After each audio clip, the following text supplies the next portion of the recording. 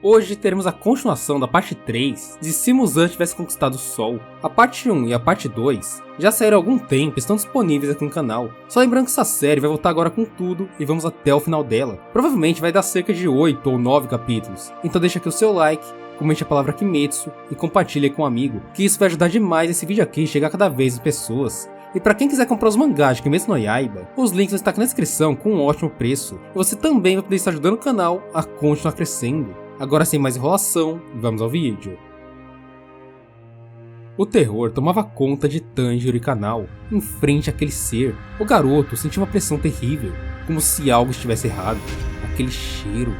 Já a menina, ela começou instintivamente a tremer. Sem entender, tentava se acalmar, mas era como uma reação natural de seu corpo. O Oni continuava parado, com aqueles olhos que refletiam a escuridão. Mandei ajoelharem. Tanjiro e Kanao sentem um peso gigante em seus ombros e se ajoelham com o chão ao redor sendo danificado. Tanjiro comenta em sua mente: é pesado, isso é Kekijutsu? O Oni de forma elegante retorna a seu trono e se senta para jogar o que segurava para longe. Eu sou o Jacob II, mas para vocês, Vossa Majestade. Observando com calma, o Oni vê os brincos de Hanafuda em Tanjiro. Em um passo ele já estava ao lado do caçador. O garoto conseguiu acompanhar com seus olhos, parecendo não ter tantas dificuldades. Mas para Kanao, era simplesmente impossível. Ela nem ao menos viu o movimento daquele Oni, era como se fosse um teleporte. O Oni, sem dizer uma única palavra, desce seu braço rapidamente em direção ao pescoço de Tanjiro. Apenas o fio da espada avermelhada à noite pôde ser visto nesse momento. O braço do Oni voou para longe, e Tanjiro foi quem sumiu dessa vez, aparecendo em cima de uma das casas, enquanto segurava Kanao com seus braços. O demônio não entendeu ao certo o que havia acontecido, mas pareceu achar interessante. O peso que os dois sentiam saiu no momento que haviam sumido na visão do Oni. Ele não havia voltado a usar aquele Kekijutsu. Tanjiro coloca Kanao, que ainda estava tremendo, no chão e pede que ela se acalmasse com as seguintes palavras: é perigoso. Se eu não estivesse atento eu teria morrido. Esse Oni é tão forte quanto Muzan. O braço dele está se regenerando mesmo após ser cortado por uma lâmina vermelha. Kanao, tenha cuidado e se prepare para sair daqui com as informações. Kanao entende a situação. Sem a marca, não havia como ela reagir àquele nível de ataque. Por mais que seus olhos fossem especiais, seus reflexos estavam muito abaixo daquilo. Era tão rápido quanto Muzan, e não podia ser comparado com Doma. Tanjiro avança e passa ao lado do Oni, passando sua lâmina próxima ao ombro dele. Assim que o ataque passou, o garoto olhou em volta com uma cara assustada. Uma imensa cratera foi aberta no lugar em que ele havia passado, como se um peso gigante houvesse caído naquele local, fazendo ele se questionar: o que é isso? Pela primeira vez, o Oni sorriu, e pelo mundo transparente, Tanjiro viu uma pequena contração no braço do demônio. Antes que o Oni levantasse seu dedo, ele reagiu pulando para o lado, e uma explosão gigante afundou o chão em alguns metros, no exato local em que ele estava antes. Tanjiro entendeu: manipulação gravitacional. Pensando consigo mesmo, ele conclui: quando eu e Kanao fomos pegos na primeira vez, foi como se dentro da área de visão do Oni, nós fôssemos afetados com pelo menos 10 vezes nosso peso. Por isso, consegui me mexer. Mas agora, aquilo era como um elefante caindo em cima de alguém. Mas a área parecia muito menor e específica. Talvez seja uma restrição. Antes que ele pensasse mais, o Oni começa a mover seu dedo, causando vários impactos, destruindo tudo ao redor. Tanjiro apenas tinha tempo de reagir com o mundo transparente, quase de forma instintiva. Mas quando menos esperava, o Oni sangrava, e uma lâmina vermelha cruzava sua barriga. Os olhos de Tanjiro brilharam por um segundo. E o Oni parecia surpreso, ele não havia sentido nada. Kanao via tudo de longe, e havia percebido aquela aproximação. Era Sanemi com sua lâmina avermelhada, atravessando o tórax do Oni. Ele também já havia chegado com sua marca ativa. Em voz alta ele grita: olá, desgraçado, vim trazer seu presente de boas-vindas. O Oni começa a tremer, e Sanemi regala seus olhos, puxando sua espada para tentar recuar. O Oni então grita e gira seu corpo, e antes que fosse possível, Shinazugawa sente um peso impressionante segurando a sua espada e acaba sendo arremessado para longe contra várias construções pesadas. Kanao grita e pula do prédio para tentar socorrê-lo. Tanjiro via tudo em câmera lenta. Era como se todos os músculos daquele Oni tivessem inchado e crescido do nada. Aquele poder era estranho. Então Tanjiro deduz que ele pode usar sua manipulação para aumentar o próprio peso, sendo os músculos dele adaptáveis para o peso que ele escolha. Foi um pensamento rápido, mas uma dedução certeira. Porém, ele cometeu um pequeno erro. O Oni era mais rápido do que ele imaginava, bem mais do que naquela primeira demonstração. Além disso, aquele ali não era o corpo principal, ele foi dividido em dois. se tornando duas cópias. O primeiro ataca Tanjiro, sacando uma espada aparentemente medieval de dentro do seu manto real. Ao primeiro impacto, o caçador se protege com sua katana, sentindo um peso gigante. Aquela era uma espada de verdade, e não uma criada com técnicas demoníacas. Caso contrário, ela seria cortada pela lâmina vermelha. O Oni era um espadachim habilidoso. De canto de olho, Tanjiro vê a segunda cópia, passando em uma velocidade onde ele não teria como reagir sendo pressionado daquela maneira. Ele tenta, mas não consegue, apenas vendo o Oni acertar Kanao com um golpe que parecia atravessar sua barriga. Aquela cena se refletia nos olhos do caçador solar. Kanao estava empalada e sendo levada pelo Oni. Seu sangue caía sobre Sanemi, que não conseguia nem sequer se mexer devido à pancada que havia levado. Ele estava semi-consciente. Respiração do sol.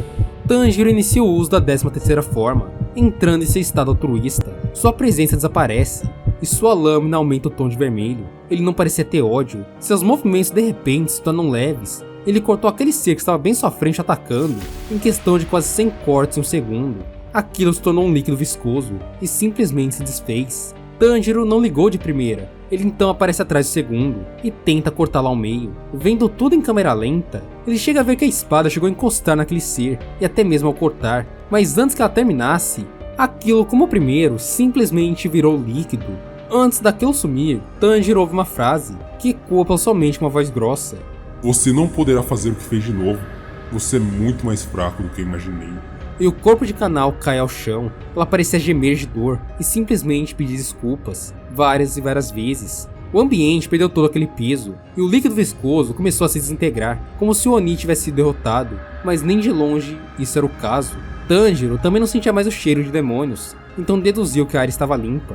O céu nesse momento também começou a clarear, e Tanjiro fica de joelhos com Kanao em seus braços, tentando mantê-la com ele. O ferimento era realmente feio, e ela parecia estar com outros problemas. Em pouco tempo, ela perdeu a consciência, mas ainda estava viva. Tanjiro começou a sentir que havia algo de errado, e a equipe dos Kakushis é dita como próxima do local pelo corvo.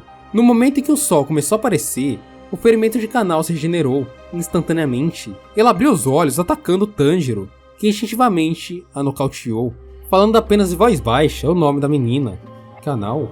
Ele a retirou do sol junto a Sanemi, levando os dois para dentro de uma das casas que estava ali próximo do local. Shinazugawa já estava voltando à consciência e pede desculpas pelo que aconteceu. Ele não imaginou que o demônio era tão forte e nem que aquilo aconteceria. Foi um golpe de surpresa e inesperado. Tanjiro diz que está tudo bem, afinal, ele também teria caído naquilo. Foi algo convincente e bem estruturado. O Oni era alguém perigoso. Sanemi observa que nos olhos daquele Oni tinha o número 1 e a palavra minguante, e após os dois se acalmarem, Sanemi faz a seguinte pergunta. O que você vai fazer com ela? Apontando sua bainha para Kanao. Tanjiro olha para a menina com olhares gentis e diz que ainda não sabe. Ele não sentiu maldade na hora do ataque.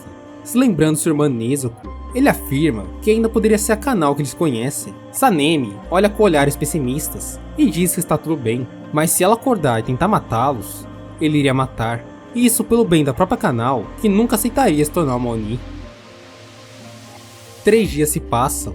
O Lua Minguante caminhava por uma pequena floresta depois de atacar uma pequena vila que havia ali. Ele ainda não se conformava com os acontecimentos de 3 dias antes. Em seu corpo verdadeiro, ele sorria com um sorriso assustador, que ia de orelha a orelha. Ele começa então a arranhar seu rosto, gritando que deveria ter os matado.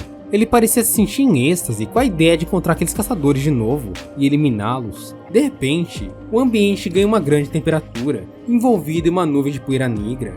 Quando a nuvem dispersa, o Oni está em um salão transparente, envolvido por magma, porém com a temperatura normal, até mesmo parecendo de certo modo gelada. Ao centro da sala estavam os outros Oni de joelho. Na fileira da esquerda estavam 2 das luas crescentes. A primeira, uma garota de cabelos loiros, aparentemente alta, com uma roupa atlética como shorts e top. Ela possuía 3 olhos e tinha a pele em um tom de esmeralda. Seu nome é Anasta, a top 2 das luas crescentes. O segundo, um homem alto, com um corpo incrivelmente musculoso e com tatuagens por todos os lugares. Sua pele era na cor de areia do deserto e seus olhos eram dourados como ouro. Seu nome era As. Na fileira da direita estavam os outros 2 luas minguantes. O primeiro era Jong, um rapaz magro, alto, com cabelos que cobriam todo seu rosto. Ele parecia ter um tom de escuridão por todo seu corpo, coberto com a cor preta, com poucos detalhes que se destacavam na cor azul. pelos seus braços e peito. Sua pele era como uma armadura fina e leve. A segunda era Yu, uma garota baixa e extremamente delicada, com olhos com formatos normais e aparência muito próxima de uma humana normal e atlética, tirando o fato de suas íris serem completamente prateadas, carregando o número de sua designação, o número 2 das duas minguantes. No centro, mais atrás, tínhamos a Lua Nova, um homem com cabelos longos e brancos. Ele andava com raor elegante na cor azul clara. Ao seu lado vemos uma katana, mas o interessante era seu rosto, que parecia inexistente. Não havia boca, olhos ou nariz. Apenas a escrita da palavra nova bem em frente ao seu rosto. E mais à frente estava a lua cheia. Não temos nenhuma característica visível desse Oni.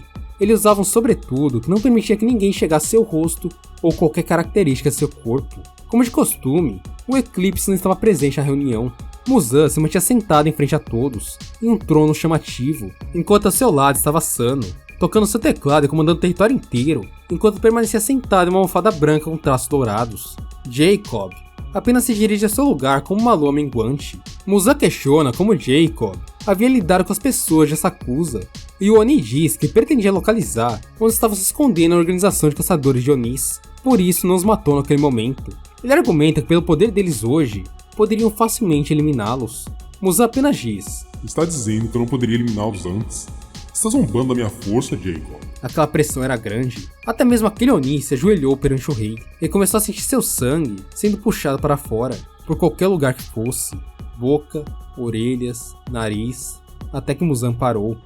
Parece interessante. Eu vi que você acertou aquela menina. Ela pode ser de grande ajuda quando despertar.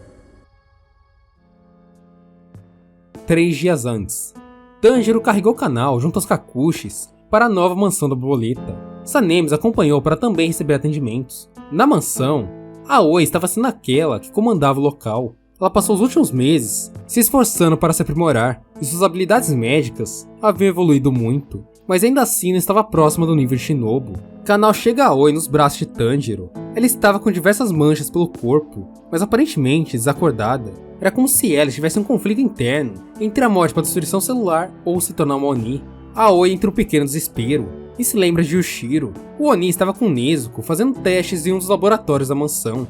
Ela rapidamente pede que Tanjiro a seguisse carregando o canal. Os dois andam pelos corredores até chegarem a uma, entre aspas, sala secreta, onde se encontram com uma grande escadaria. Depois de quase um minuto descendo, eles chegam ao local completamente branco e bem iluminado. Haviam vários materiais de estudo e papéis para todos os lados.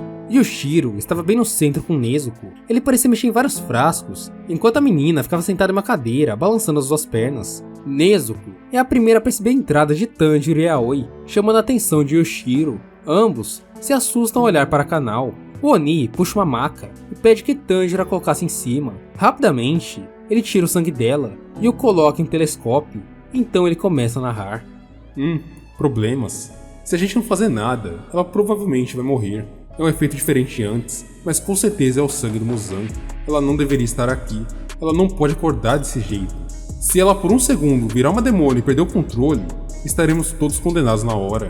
Ele puxou um pequeno equipamento e colocou ele em canal, cobrindo sua boca. Em seguida, ele injeta algo que ficaria constantemente entrando em suas veias. E o Shiro diz que aquilo deveria resolver o problema temporariamente e pede para Aoi explicar, mas ela deixa com que Tanjiro dissesse o que houve. Tanjiro então conta a história inteira e o Shiro ouve com atenção.